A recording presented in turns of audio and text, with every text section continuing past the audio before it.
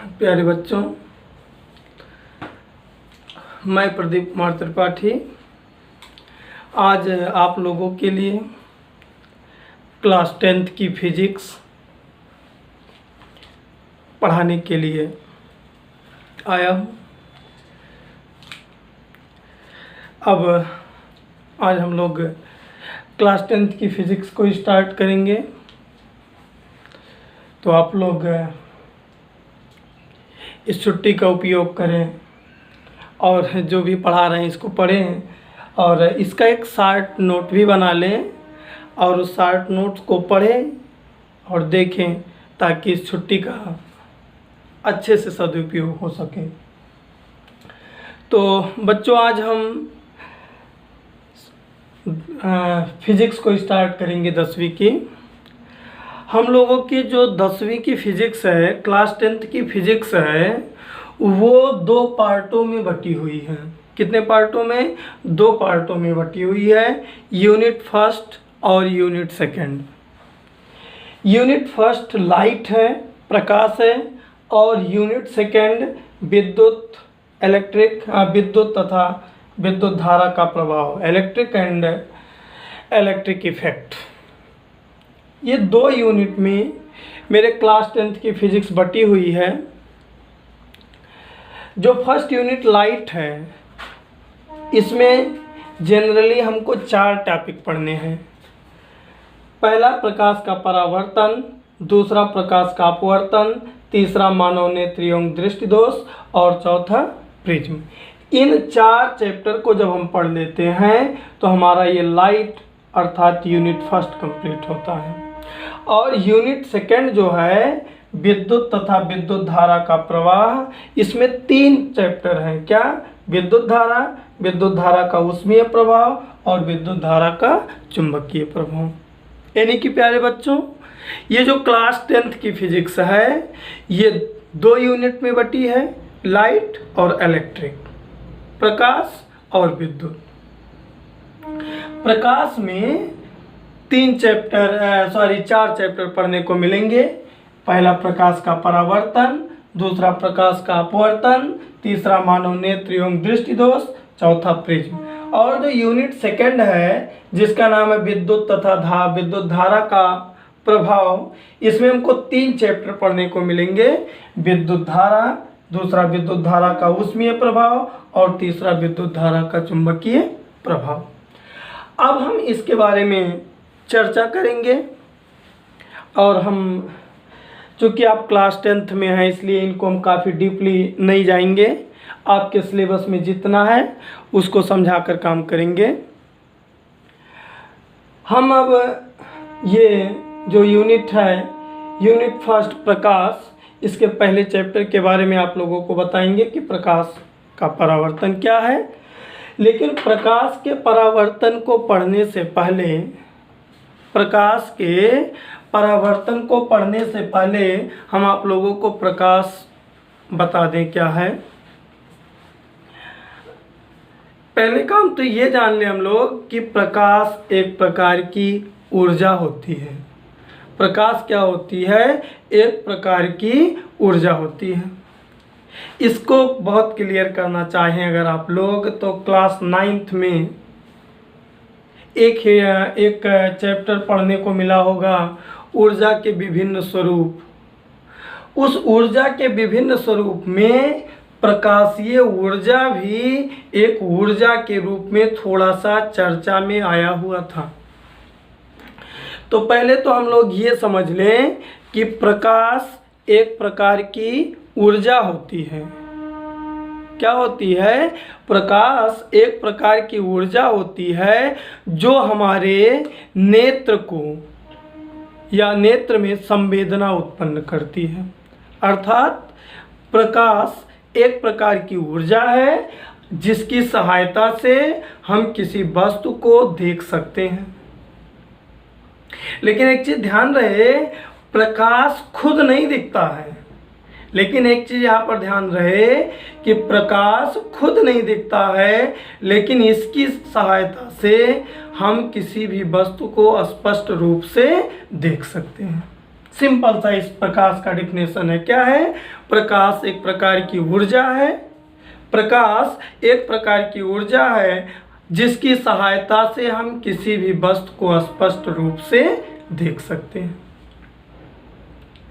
अब इसकी सहायता से हम किसी वस्तु को कैसे स्पष्ट रूप से देख सकते हैं, ये थोड़ा सा हम चर्चा इस पर करेंगे।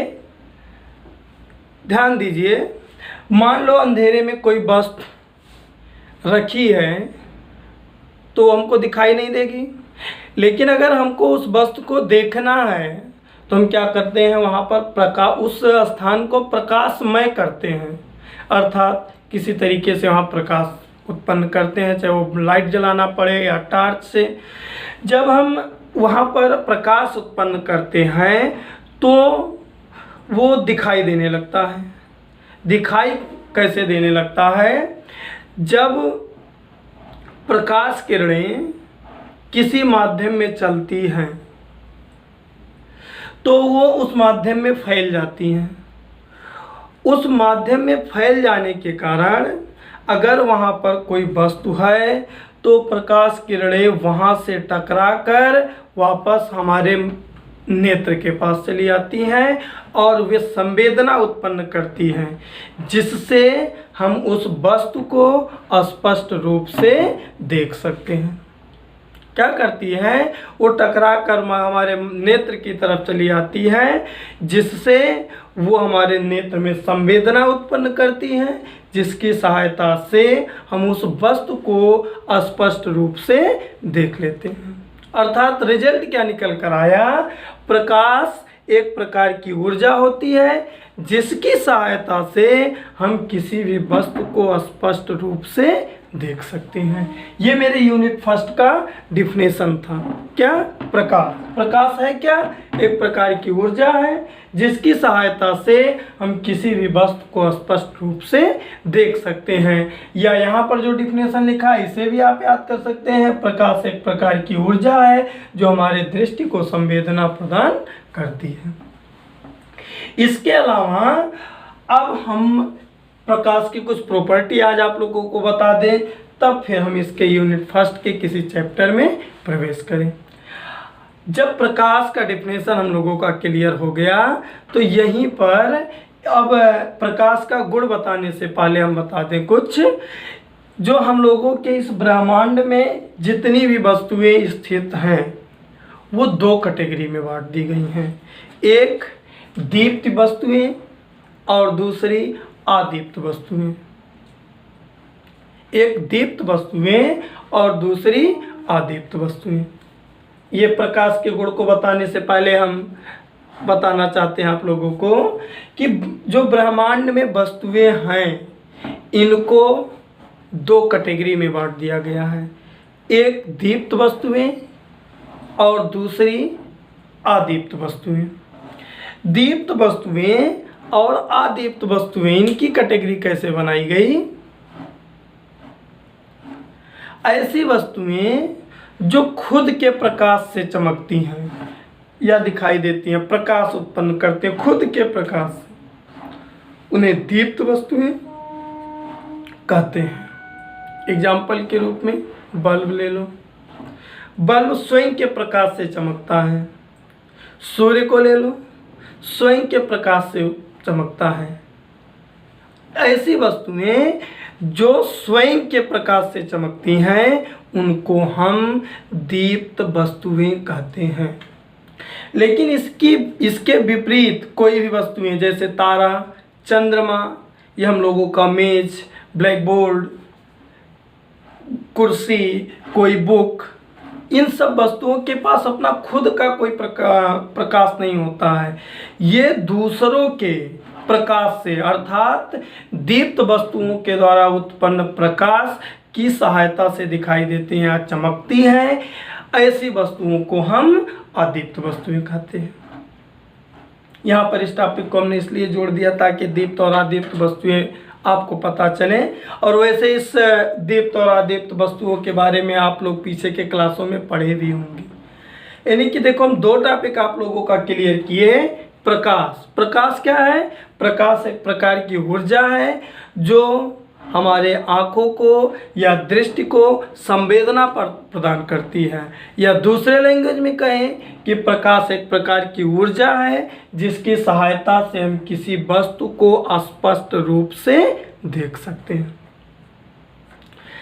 यहीं पर फिर हम बताए कि ब्रह्मांड में जितनी भी वस्तुएं मौजूद हैं उनको दो कैटेगरी में बांटा गया, एक दीप्त वस्तुएं और दूसरी अदीप्त वस्तुएं। दीप्त वस्तुएं उन वस्तुओं की कैटेगरी है या ऐसे वस्तुओं का समूह है जो स्वयं के प्रकाश से चमकते हैं, जैसे बल्ब, सूर्य, ये सब क्या है, स्वयं के प्रकाश से चमकते हैं। जो स्वयं के प्रकाश से चमकने वाली वस्तुएं होती हैं उन्हें दीप्त वस्तुएं कहते हैं, जबकि जो दीप्त वस्तुओं के प्रकाश की सहायता से दिखाई देते हैं अथवा चमकते हैं उन्हें अदीप्त वस्तुएं कहते हैं। जैसे चंद्रमा, तारे, बोर्ड, ये ब्लैक बोर्ड हुआ, मेज हुआ, कुर्सी हुआ, ये सब ऐसी वस्तुएं हैं जो दीप्त वस्तुओं से उत्पन्न प्रकाश की सहायता से चमकती हैं और इन वस्तुओं को हम अदीप्त वस्तुएं कहते हैं। इसके बाद हम लोगों को एक और टॉपिक पढ़ना चाहिए जो है प्रकाश के गुण। प्रकाश के कुछ प्रमुख गुणों के बारे में भी हम चर्चा करेंगे। प्रकाश के कुछ प्रमुख गुण होते हैं, उनमें से सबसे इम्पॉर्टेंट या मेन प्रॉपर्टी प्रकाश का क्या होता है कि प्रकाश तो खुद नहीं दिखाई देता है, लेकिन इसकी सहायता से सभी वस्तुएं स्पष्ट रूप से दिखाई देती हैं। क्या? प्रकाश खुद नहीं दिखाई देता है, लेकिन इसकी सहायता से हम वस्तुओं को स्पष्ट रूप से देख सकते हैं। दूसरा प्रकाश की सबसे बड़ी प्रॉपर्टी क्या है? प्रकाश सीधी रेखा में चलती है। ये सीधी रेखा में चलने का मतलब वो जिस तरफ जा रही है सीधे ऐसे चलती रहेंगी। पहली प्रॉपर्टी क्या बताए? प्रकाश खुद नहीं दिखाई देता है, लेकिन वह या उसकी सहायता से हम किसी भी वस्तु को स्पष्ट रूप से देख सकते हैं। जो यहाँ पर देखो सीधा लिखा है, प्रकाश स्वयं नहीं दिखाई देती है, लेकिन इसकी सहायता से वस्तुएं दिखाई देती हैं। दूसरा, प्रकाश निर्वात में चल सकता है। निर्वात में इसकी चाल 3 × 10⁸ मीटर प्रति सेकंड होता है। क्या? निर्वात में प्रकाश की चाल 3 × 10⁸ मीटर प्रति सेकंड होता है। और अगली प्रॉपर्टी, प्रकाश पारदर्शी माध्यम से गुजर सकता है, लेकिन अपारदर्शी माध्यम से नहीं गुजर सकता है। पारदर्शी माध्यम का मतलब कांच, जिसके आर पार दिखाई दे। जनरली ऐसा हम आप लोगों को समझ सकते हैं आप लोग कि पारदर्शी माध्यम का मतलब जिसके आर पार दिखाई दे, और अपारदर्शी माध्यम का मतलब जिसके आर पार दिखाई ना दे। ऐसी यानी पारदर्शी माध्यम क्या होता है? ऐसा माध्यम जिसके आर पार दिखाई दे। अपारदर्शी माध्यम ऐसे माध्यम हैं जिनके आर पार दिखाई नहीं देते हैं। तो प्रकाश की तीसरी प्रॉपर्टी क्या है? प्रकाश पारदर्शी माध्यम में प्रवेश कर जाता है, गुजर जाता है। पारदर्शी माध्यम से गुजर जाता है, लेकिन अपारदर्शी माध्यम से नहीं गुजर पाता है। इसका और ये जो नीचे की 2 प्रॉपर्टी है, इस प्रॉपर्टी को हम देखो 2 चैप्टर में, चैप्टर 1 और चैप्टर 2 के रूप में भी पढ़ेंगे। देखो दूसरी 2 प्रॉपर्टी क्या है? चमकदार तलों से प्रकाश का परावर्तन होता है। ये देखो पहला चैप्टर ये है प्रकाश का परावर्तन। दूसरा क्या है, यदि प्रकाश एक पारदर्शी माध्यम से दूसरे पारदर्शी माध्यम में जाता है तो प्रकाश का अपवर्तन होता है। ये दूसरा टॉपिक देखो, उस टॉपिक का नाम ही है प्रकाश का अपवर्तन। तो थोड़ा सा इसको भी बता दें हम कि ये है क्या। लेकिन उससे पहले हम आप लोगों को बहुत छोटा सा आज समराइज लेकर आए थे कि ये समझाएं कि फिजिक्स है, फिजिक्स में हम क्या क्या पढ़ेंगे। फिर से एक बार देखते हैं। क्लास 10th की फिजिक्स 2 यूनिट में बटी है। यूनिट फर्स्ट है प्रकाश। प्रकाश में 3 चैप्टर हैं, प्रकाश के परावर्तन, प्रकाश के अपवर्तन, मानव नेत्र एवं दृष्टि दोष और प्रिज्म। फिर यूनिट सेकंड में है विद्युत और विद्युत धारा का प्रभाव। इसमें 3 चैप्टर है, विद्युत धारा का ऊष्मीय प्रभाव और विद्युत धारा का चुंबकीय प्रभाव। हम आज थोड़ा सा आप लोगों को यूनिट फर्स्ट के बारे में इंट्रोड्यूस कराएं कि प्रकाश है क्या। प्रकाश क्या है? प्रकाश एक प्रकार की ऊर्जा है जिसकी सहायता से हम किसी वस्तु को स्पष्ट रूप से देख सकते हैं।